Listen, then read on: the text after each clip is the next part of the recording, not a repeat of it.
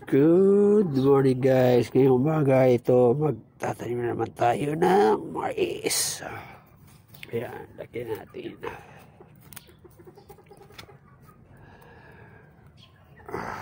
Tanim ulit tayo. Nung nakaraan di ba nag-video tayo na nagtanim tayo ng ilang ng mais.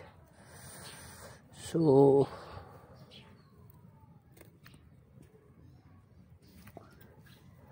loko yung ay lumabas siya. Alam niyo kung bakit? Kasi nagpupo dito yung nung nakaraan yung pusa. Ay balik natin do para kasi yung iba guys ay may tubo na siya. Ay ako nakakita yun, tsaka yun yung mga nauna nating itinanim nakaraan, meron na tubo yung iba. Ayan,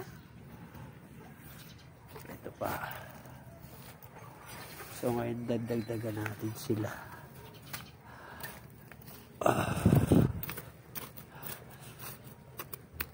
Try natin magdagdag.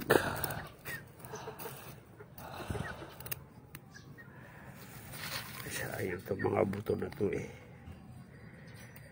makaharvest wala kahit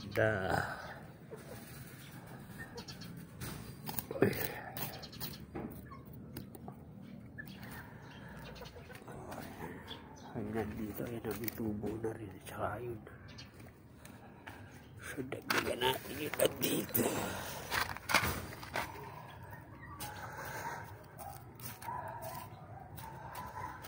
Tataba ng bulati.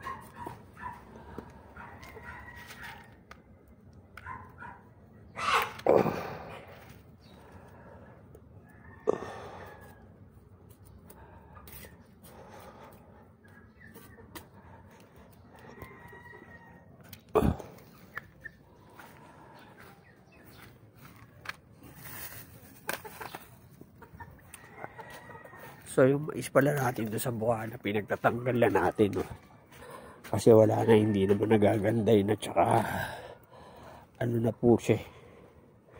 So doon natin magtatanim tayo dito ng bago. Siya rin tumubo na yung mga nauna natin tinanim nung nakaraan.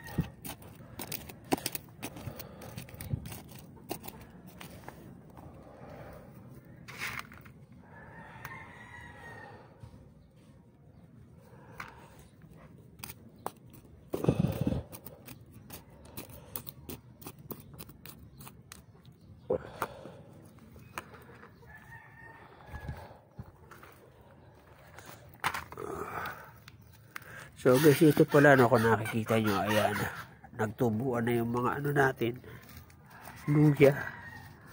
Ayan yung mga luya natin na itinanim.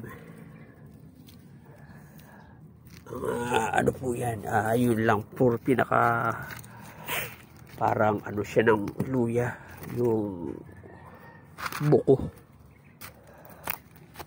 So ginawa natin doon sa mga luya na yan, pinutol lang natin yung mga usbong doon sa pinaka ng luya, katawan. Tapos ginawa natin, yan ang inano natin, itinanim.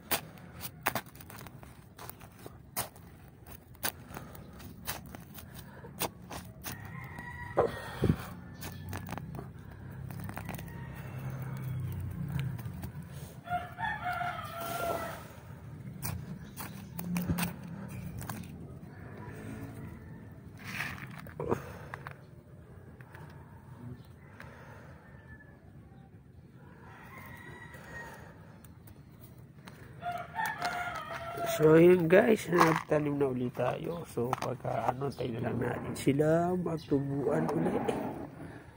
At yan, tapos pagka mamaya kasi magagawin pa ako, ayusin natin itong mga talong natin na to para gumanda. Ayusin natin sila dyan ng halera, i-replanting natin sila. So gawa tayo ng hiwalay na video doon. So hanggang dito na lang muna guys. Maraming salamat sa panonood. Thank you for watching. Happy planting. God bless.